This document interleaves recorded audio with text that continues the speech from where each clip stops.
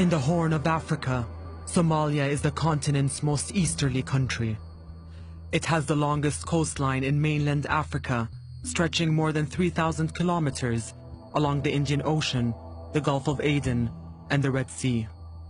Its location turned Somalia into a strategically important trading center in the ancient world. But if you go to Mogadishu, if you go to Hargeisa, if you go to Garawa, if you go to Kismaya, and you go to schools that ordinary people have put together, those young and women in those schools are more eager to learn than my students here at the University of Minnesota.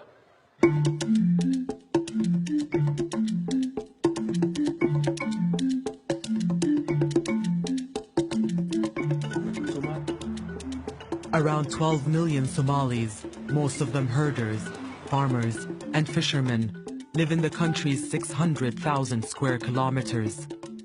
Despite being a member of the Arab League, Somalia's main language is Somali. The only Arabic speakers are people who've studied the language or lived in Arab countries. In 1884, the United States and 13 European countries met in Berlin. Their aim, to divide the African continent between them. They divided what we know as Somalia into 3 provinces, each ruled by a different European country.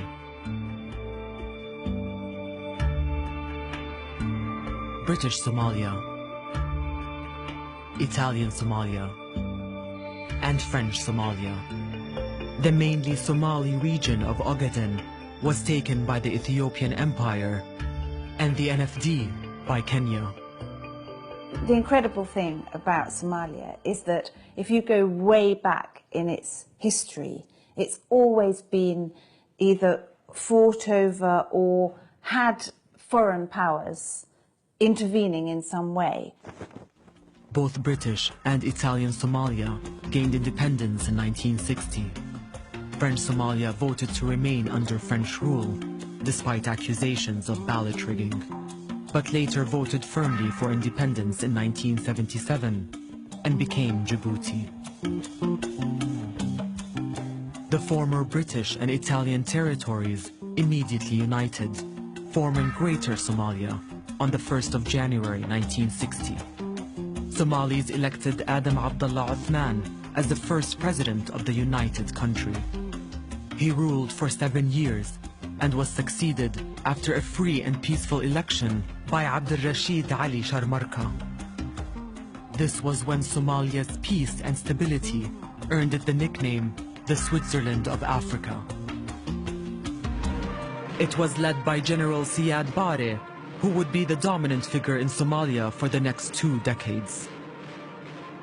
Somalia's experiment in democracy was over.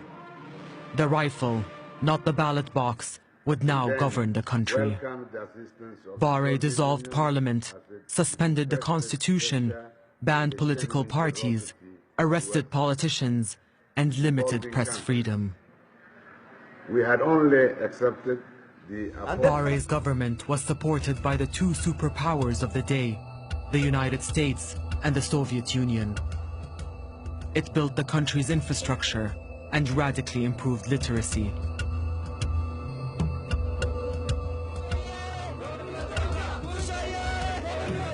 I usually use the word collapsed state rather than a failed state, in large measure because it's the government that has collapsed rather than the state of affairs for the whole country. This is a country at one point that was the best democratic country in Africa. Now it has become, in a sense, the worst because there has been no government in place for 25 years.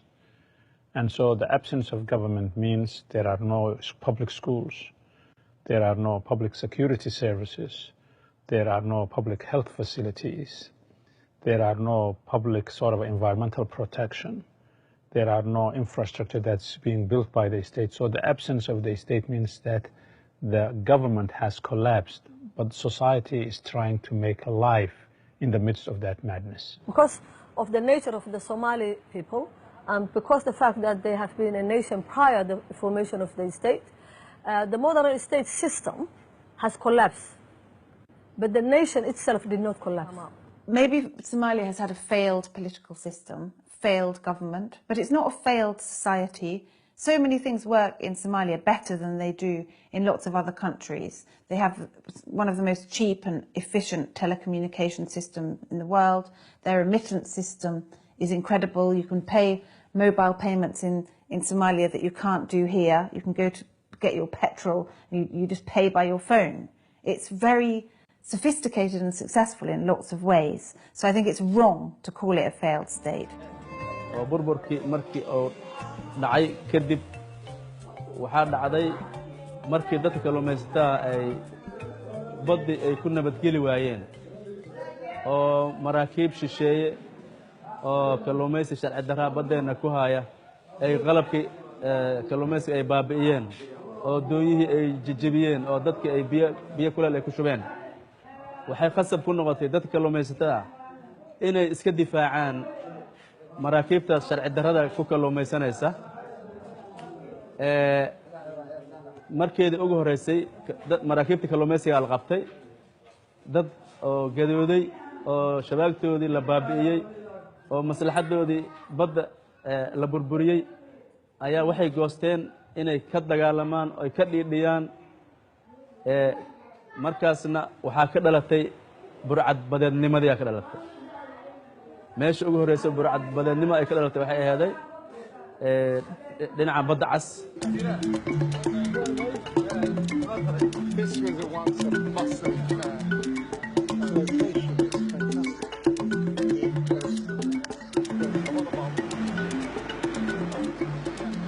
It all started for me when I went to a region in Somaliland called Sanag, and a little village, a little fishing village on the coast where my family came from.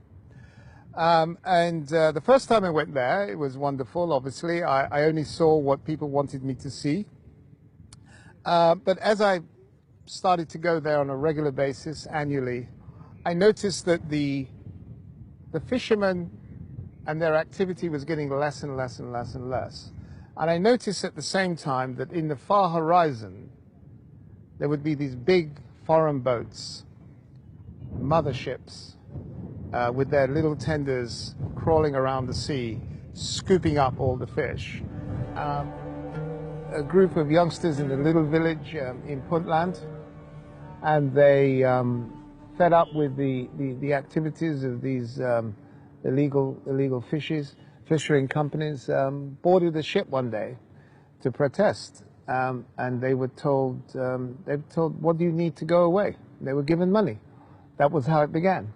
And of course it then escalated into a proper long-term business with many people benefiting from. ay ku faafto wadankii iyo adduun weynaha ay ku faafto dhibaatada ka dhalatay kalluumaysiga sharci darrada markeedii hore adduunkaas soo gurmaday maraakiib oo dagaal la keenay oo lagula difaacid ay difaacayeen burcadnimo difaacina inay maraakiibtooda ay difaacanayaan hadda ay ku difaacanayaan baddeena inay ka xaalufiyaan kalluunka ila aan waa socotaa arrintaas waa ku jiraan maraakiibta sharci darrada badda waa ku jiraan. International community talks about Somali pirates. There are 4 kinds of pirates, if you study this. And the most costly pirates are not the Somalis who hijack the ships, are the Italians, the Spaniards, the Belgians, the sort of Chinese, the Indians, the Tanzanians, the Egyptians, and everybody else who is looting the Somali waters. And guess how much they take away every year in free fish? $500 million every year.